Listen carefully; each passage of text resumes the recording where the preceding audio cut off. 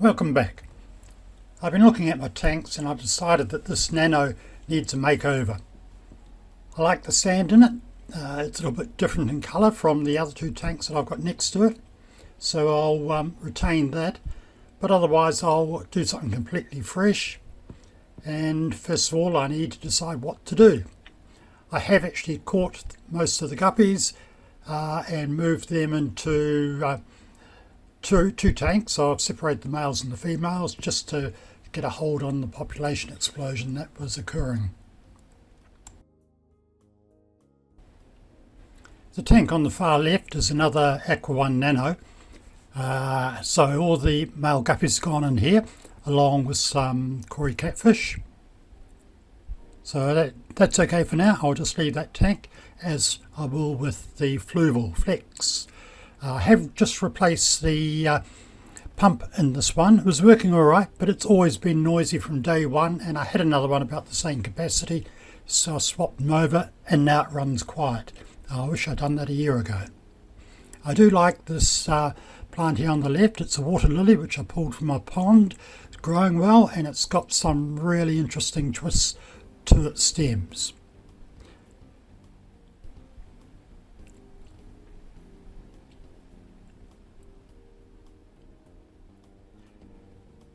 Some of the other plants in this tank are sort of experiments that I've been carrying out, pulling things from the garden.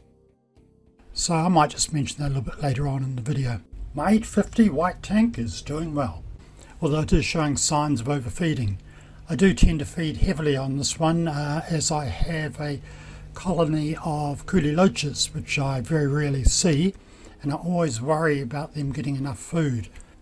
I recently added 4 Cories, which is not going to help the Cooliloches as they'll compete for the same food, but hopefully they can all coexist together. I might need to add a couple of snails, perhaps blue mystery snails, just to clean up some of these rocks. So I'm just looking around the yard trying to see if there's anything that I can use as a feature piece of wood in the Nanoscape. And I'm very much thinking I could do something with this, as it's got some fairly interesting twists and curves to it. No idea what this is. It was growing in our driveway next to a hedge until it stopped living. And it's a fairly hard wood, so it should be okay in a tank. I measured the tank and pruned off some of the excess from the branch that I had. To minimise any fungal problems, I've scraped off the bark and the outer cambium layer. The wood itself is actually fairly dry, so it should be okay.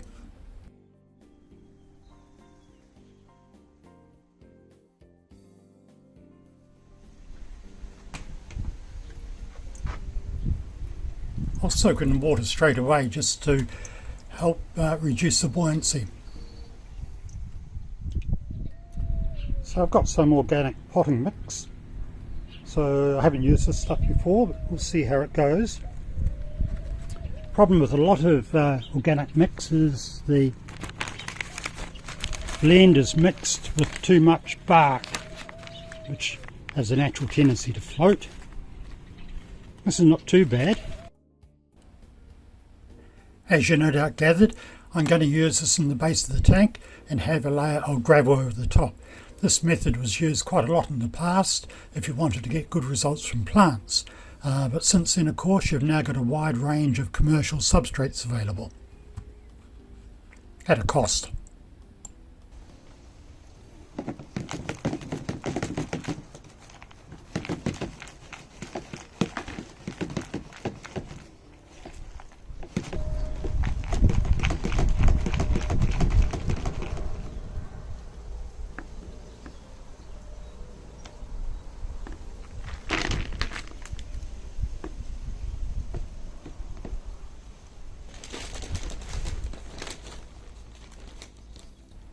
Okay, I've now taken out most of that larger bark.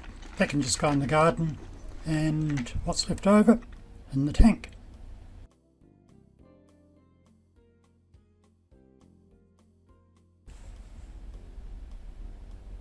Meanwhile, I've emptied out the filter at the back, drained the water, and just need to take out that sand and of course clean the tank. That's the most exciting part.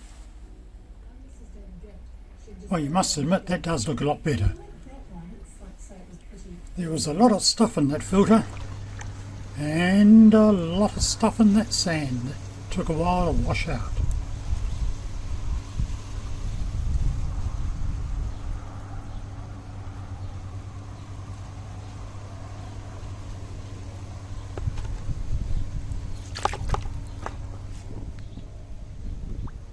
Fortunately, it's a sunny and breezy day, ideal for drying wet sand. Nothing worse than trying to work with sand when it's wet and clumpy.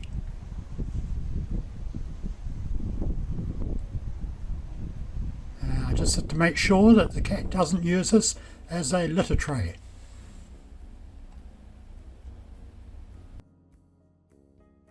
So what I've done here is I want to, around the outside, have a barrier of sand with the soil trapped or encapsulated on the inside. So I've just used some bits of off-cut wood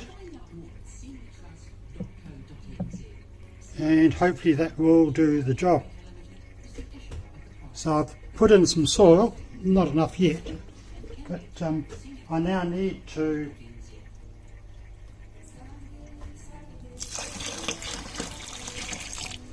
start compacting that down.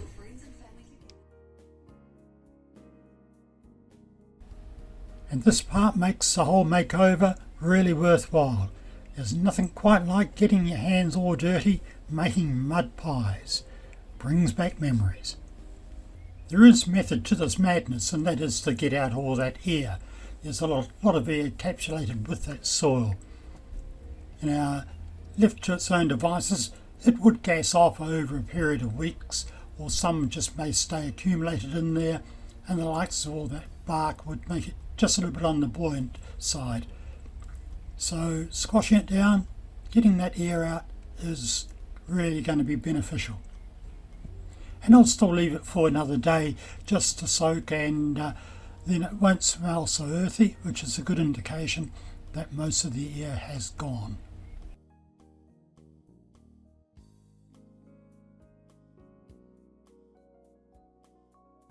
The next day the dividers were removed and that piece of tree branch put in place.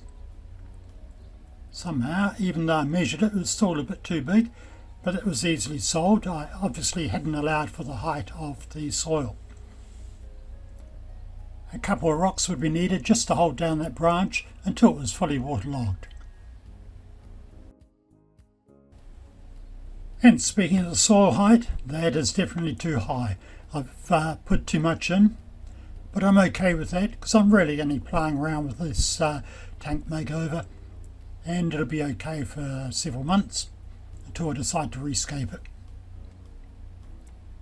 If it was a large tank, that depth would be okay because you'd have it fairly low at the front and rising at the back. For this size tank, probably I could get by with a third of that height or a half.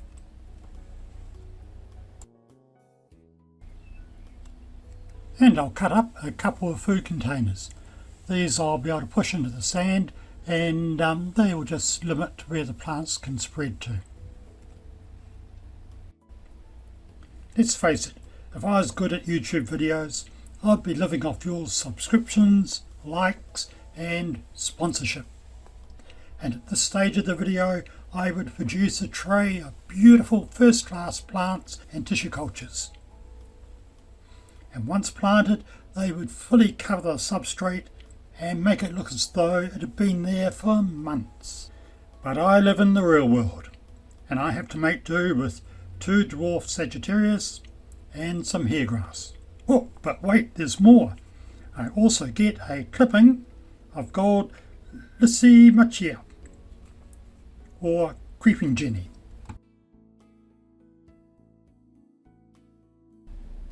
So I'll need to find some other plants to put in the tank.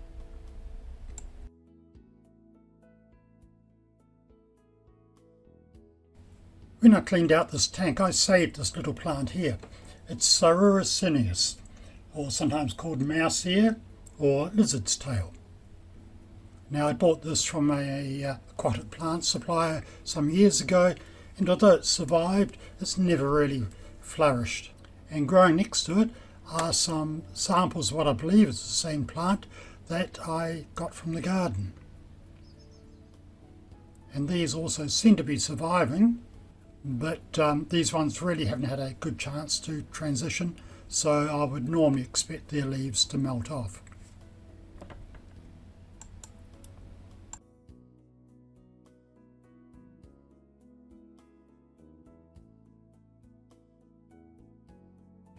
And this is where they came from. This plant was originally in a small pot which I acquired from a garden nursery some years ago. And here we go, they've had a clean up and are ready to go in the tank. They have a rhizome, and most of these, if not all, just seem to have a single shoot with one leaf, so that will definitely melt off. Question is, will they produce more leaves? Well, with that job done, time to fill up the tank with all of these other plants. Starting with the dwarf Sagittarius.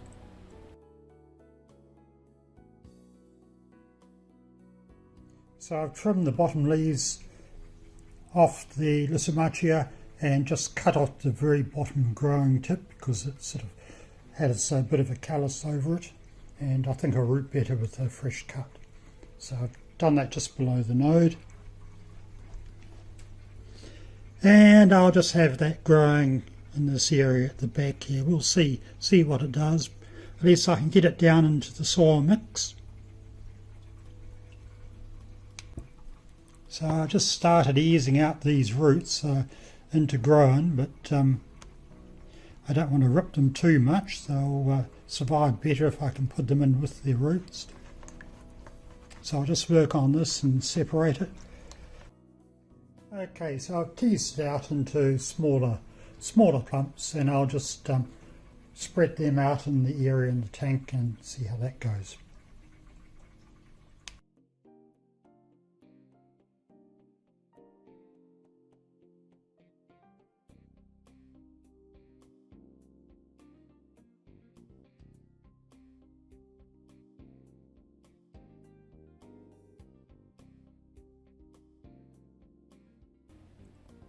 Now, to add a little interest, I'll sprinkle some fine gravel over the top.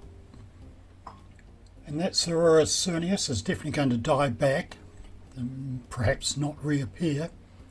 So that tank will be pretty bare. I need to get a few more plants. I don't want to move in any Anubias and Java ferns from the other tanks. I'd like this to look a little bit different. So I think I need to have a look around the garden and see what else I can find. Hiding in my well-manicured lawn, I found some Hydrocotyle tripartia. Now this should grow in my tank, so I'll use some of that.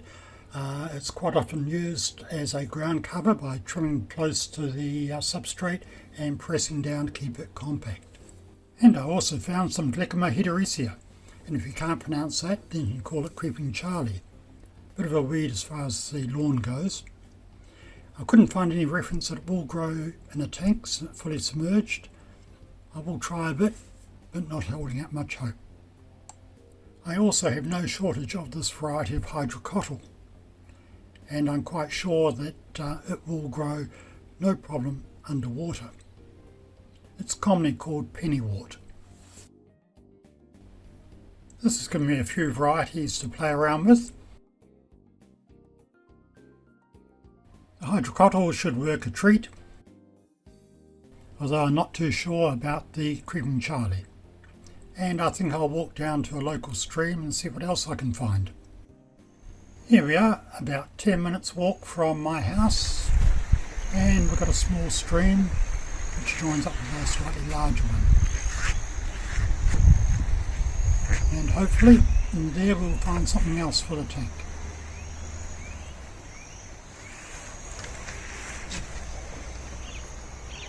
Now this plant coming up to the surface with the darker leaves is, I believe, Altanenthia reinekii, or Scarlet Temple, and that will definitely grow in my tank. The plant with the small green leaves is good old Glossostigma, so I'll take a snipping or two of that. So I'm growing out some of these plants in my community tank, which has CO2. In the foreground I've got the Hydrocotyle, which I've also planted in the nano tank, and behind that I've got the Scarlet Temple. You'll note that the new leaves, or the new growth, is coming out green. And in the back, swaying in the water, is Glossostigma. Hopefully I'll get enough new growth off that to transplant. And looking very sad in the foreground is actually some Glossostigma that I obtained from a shop a week or two earlier, but it's just been smothered by the algae. Well, to wrap up, I'll show you my other two nano tanks and also a new toy that I bought.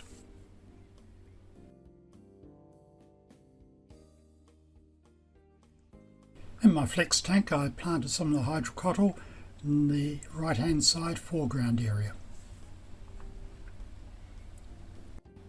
Now, just looking at the viewing area from the top of the water to the top of the sand, if I lowered the water level a little bit, the viewing area would have the same shape or aspect as a widescreen TV.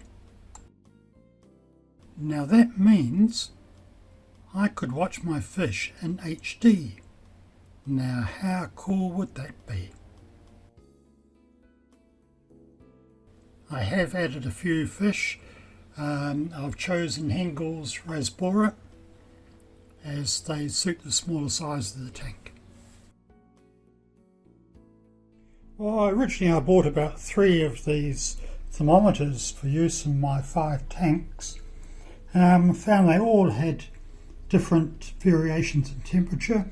For example, one here is showing 20 degrees and the other one is about 24 degrees, but that's okay. Main thing is they will detect a big drop in temperature or rise, which is what you need to be aware of. But I wanted something a bit more accurate, and so I bought 5 of these digital displays, and I just sort of poked them into cardboard boxes rather than just having them sitting loose. Now 3 of them died within probably as many months, and these 2 lasted well over a year, getting on to 2 years, but now the right hand one died, which is for my black tank.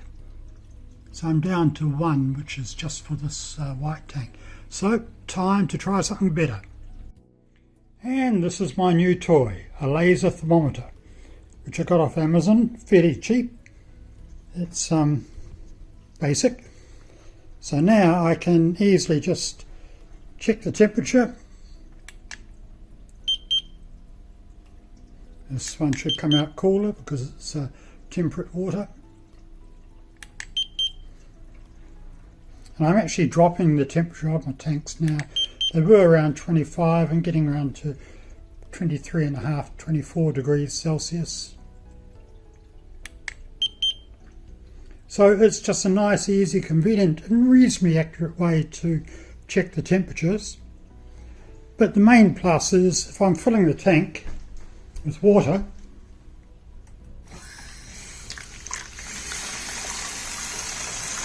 it's now just so easy to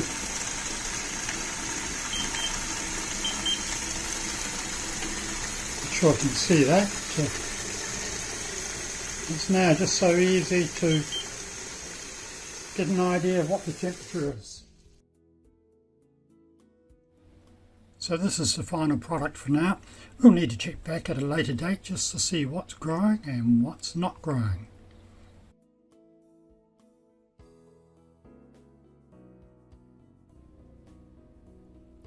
Thank you for watching.